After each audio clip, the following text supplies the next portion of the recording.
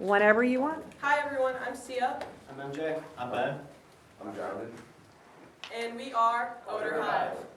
Now, with a raise of hands, how many of you in here are student athletes or active people?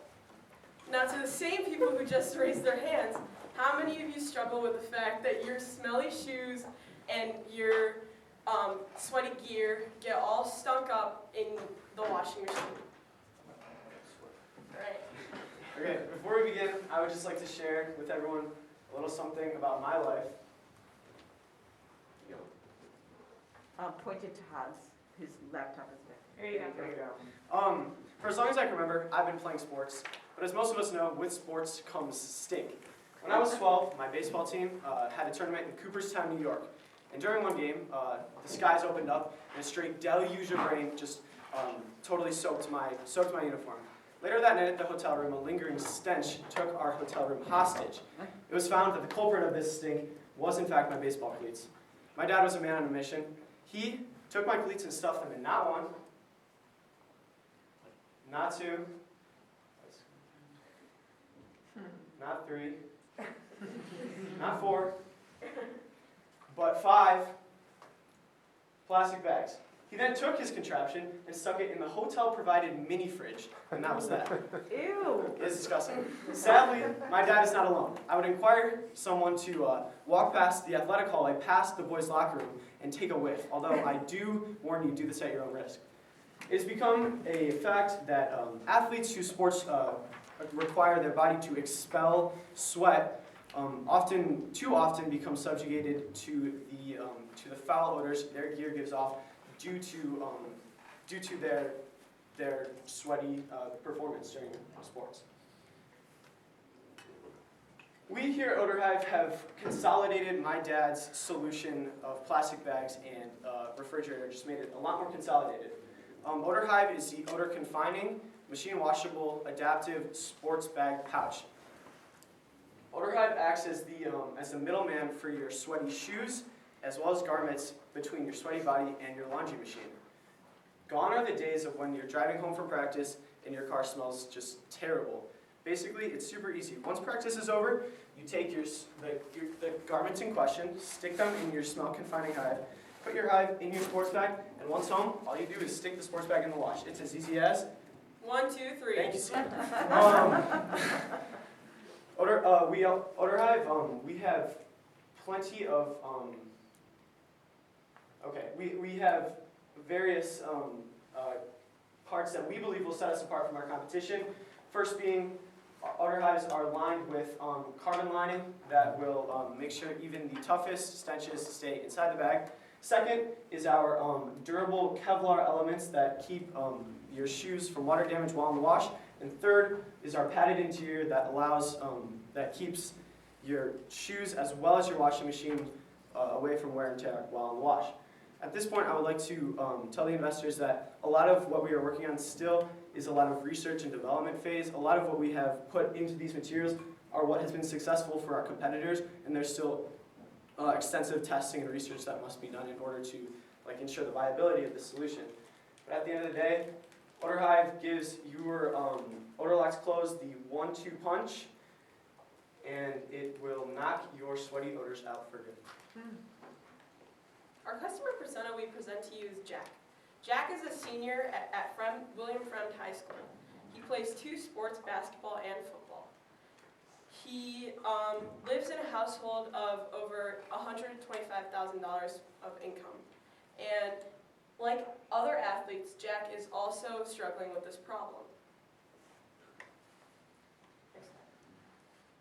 Make it green. I don't know how I'm supposed to Flip it. There's a button. It's red, now make it green.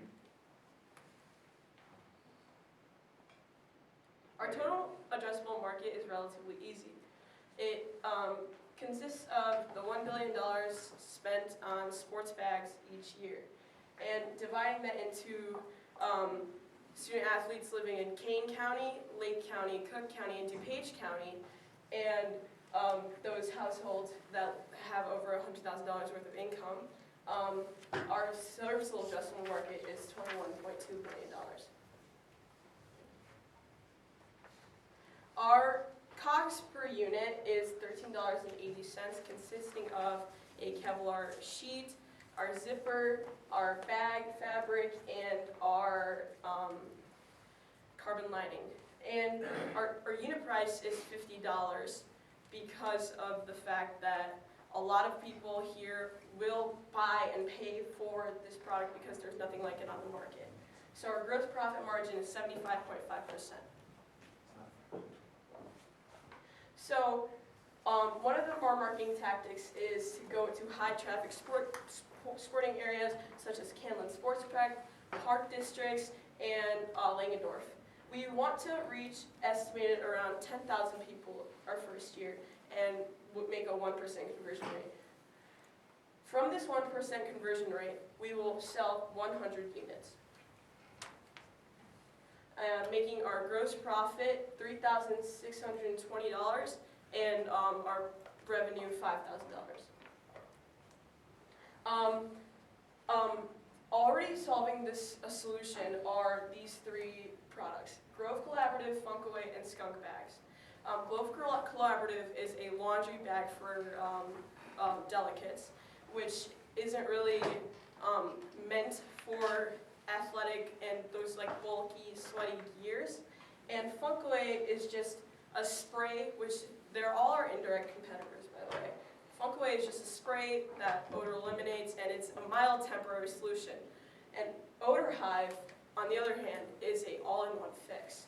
And skunk bags are a odor-locked bag, which when you open the bag, the odor is still there. It's just locked inside, which with Odor Hive, we eliminate that smell. Now you may be asking, where will we be selling these? We'll be selling these on our website directly, and indirectly we'll be selling these on Dick's Sporting Goods and stores like Dick Pond, as well as marketing towards athletic directors at high schools. So in order to increase traffic on our landing page, we will be asking the board for $150 to create 500 stickers. These stickers will have our logo as well as a QR code, which will bring them to our landing page. And then on this landing page, you can get some quick info on who Odor Hive is, as well as an explainer video that will explain what we are trying to sell. A way for us to gather information, as well as to give our customers information, will be our mailing list. It's quote-unquote called the Hive, and when they join the Hive, they will be given updates constantly, as well as we can send them surveys to gather further information. Also on our landing page, we have a pre-order page. On this page currently, there are 3 different types of bags varying in size and price.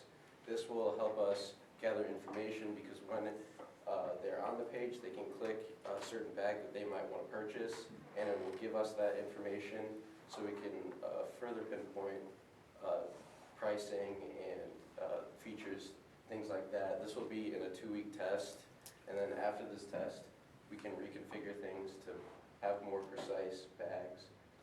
And the cost for these stickers, again, would be around $100, and we get around 500.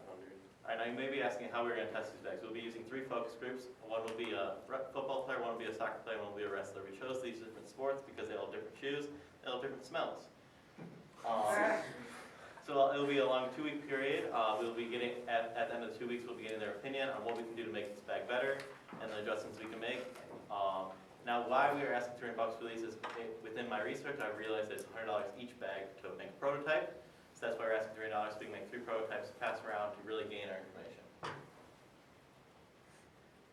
Now, we'll be asking for $400 in all because we're using $94 for 100 stickers. This will just be so we can get our name out with the mod campaign. I don't know if you've ever seen that. We're modded stickers, and you see a lot of them on computers, so that's our idea, to get our name out. And then $300 for the prototype equals $400 in all. Make the sweaty odors buzz off with Odor Hive. Thank you.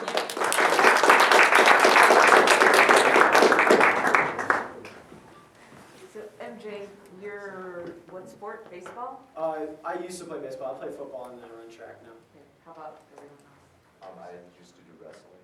Okay, I play basketball. great, great. So what do you guys use now? We don't really have a solution that we use.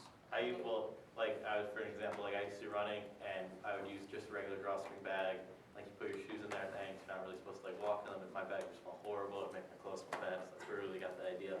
Just curious, when you buy your shoes and your equipment, do any of you go actually into the store? And I understand, we've been living in a weird pandemic, but did you actually go to the store to see what shoes, try on the shoes? And For me, there's a place called Dick Pond in Hoffman Estates for running shoes. And Yeah. that's where I know And a so lot of did the you cross country. miss that whole case where they've got little balls that help address the odor from shoes? You unwind them and just stick them in your shoes? I've used those, but like the scents on them are weird sometimes, and this is really to wash the shoes instead of, because washing your cleats is not the best. But when we did our research, if you get, the Kevlar is going to block out some of the water, so it's going to moist. So that's going to help to clean the shoes and actually make it, Oh, the smell go away. have you tried that on your We've $100 pair of cleats? Yes, we've been testing it. And it didn't degrade No, the structure and the not as support? far. So we're going to keep trying our washes, but it's been working so far, it seemed to have had a lasting effect. So the theory is that you put all of your smelly clothes and shoes in this bag, and then you can put the whole bag into the washing machine and wash it right there without having to touch any of it or open it. And like you said, there are existing alternatives such as Funk Away, such as the balls that allow the shoes to smell better. But those will at some point wear off, basically, in sort of a more temporary solution. And they're just less effective and they're a mild solution, like instead of Odor Hive, which is like you wash it and it's clean. They don't completely trap the smell. Just as a mom of 3 boys that were 3 athletes, I'm very suspicious of things that can't actually really be washed. When you said that moisture was going to be minimal, I'm like, and so is the cleaning. So I'm having a hard time buying into this that's why I was asking, what have you done? How do you handle yours? Well, the most reason that what we figured out with cleats is they can get wet, obviously, because like at sports games they get wet.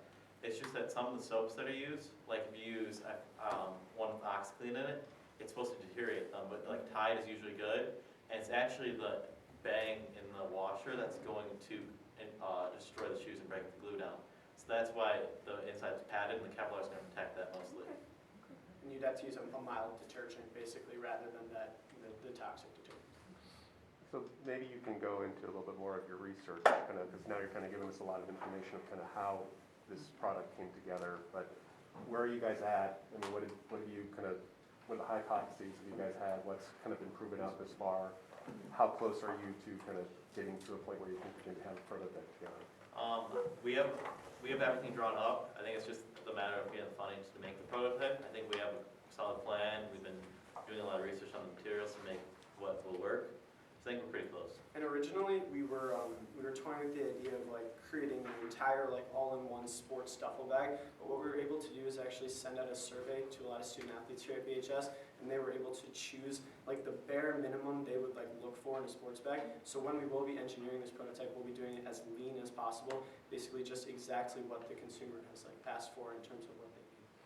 So there's one question I had, just kind of what you presented is it appears that the bag, maybe it's just, it has some airflow in it, which I guess you'd need some kind of, something, if you're putting in the water has to get in there, so, right? So how do you counteract the smell when you have vents in the bag that's containing the clothing? Or the There are no shoes? vents in the bag, it's just the carbon lining that traps the smell. There's obviously some airflow in it, but it doesn't, there's no actual vents in it.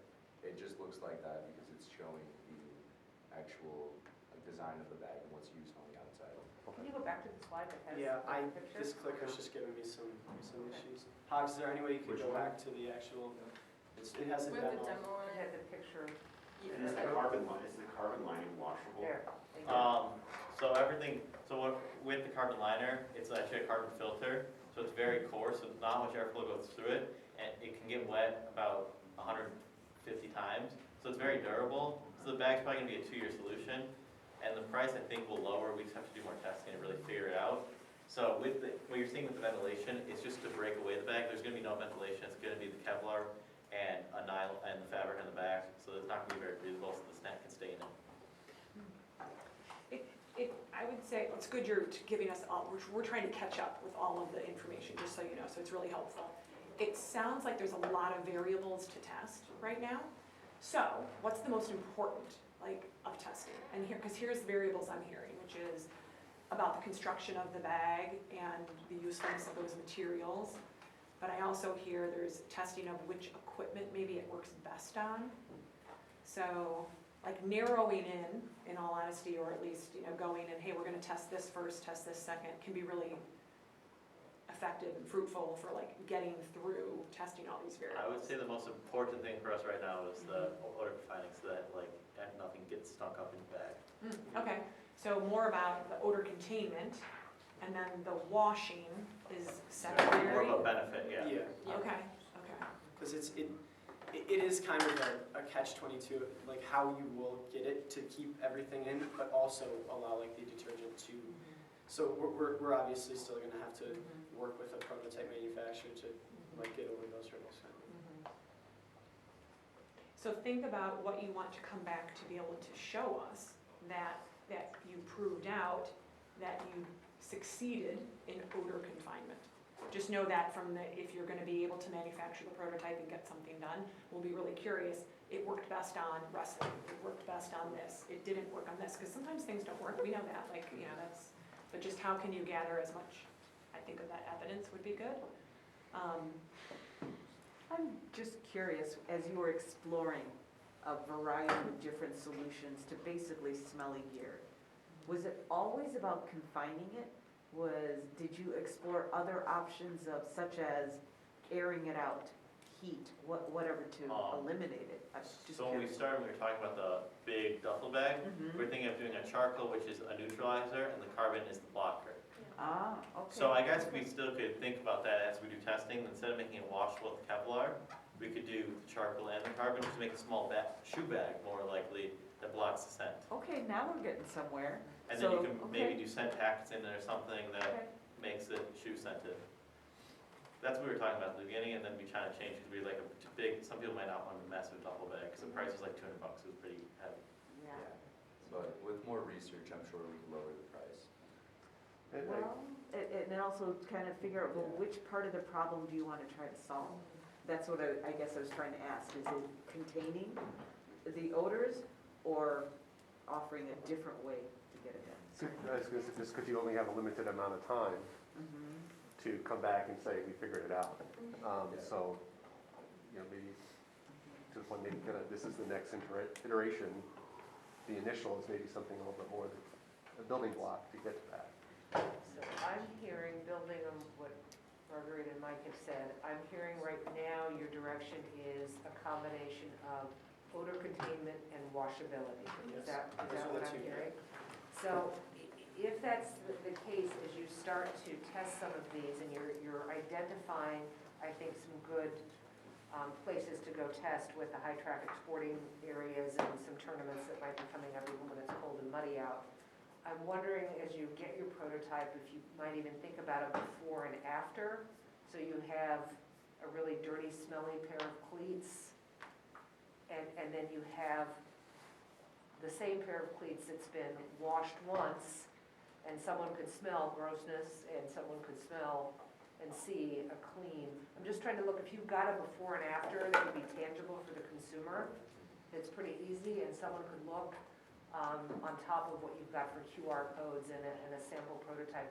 Might just be something to think about as you get closer to coming back to us toward the end, just something of that sort. I wanted to just talk a little bit about those longer range marketing channels and just caution you a little bit on having the Dick's Sporting Goods of the world out there. Dick Pond, I think, is locally owned, isn't that Yeah, correct? and they're very close with the Barrington Running Program, so I think if we went to talk to them, I think they'd be around us, even take to running events and stuff. with Right. them. Have you not talked to the folks at Dick Ponds? We haven't had a chance yet. Yeah, so as you explore that, that's probably more the niche or these events and the direct sales you talked about. The Dick's Sporting Goods of the world and that sort take months Yeah. in terms of even getting any meeting or interest. So just in terms 30 of as seconds. you play it out, just be mindful of that. Yeah. And you've got 3 prototypes in your plan, it might make sense to make 1 or 2 and then a refined prototype after you've worked it a little bit. Yeah. And also, I think in some of your research between now and May, I would have, I would make the assumption that we can make it for this cost, but find out what people will pay and what features they value and have some sort of metrics on that. I think our landing page, minimum viable product, could give us some insight into that as well. You may need to go track those folks down, because I don't know if there's enough really to catch someone to want to invest that kind of energy to give you the feedback. Okay. So you may need to do more interviews on site. I mean, as the track needs begin and all that. We got a number? Okay, they've asked for 400. I'm not seeing stickers helping you understand more in this experiment. That makes sense. That was $94. Right. I'm fine with 400, but I focus on the prototypes. Yep. Right. It looks like you might have some expensive materials, so. I think with $400, we can definitely make really some good prototypes. And then refine them after. And as Christy suggested, focus those prototypes on solving one of these problems first. Because to try to do them all at the same time, I'm not sure you're gonna be able to tease it out. And promise me that someone's gonna go look up DeoBlock, DeoBlock, and just check out what they've done. We have looked at them before. Good. They came from incubator, and as they developed, they got simpler and simpler and simpler in their solution. Because the first one was, they were trying to take too much on. Okay. 400 prototypes, right? Yes. Thank you guys. Great, thanks, guys. I like the name and the.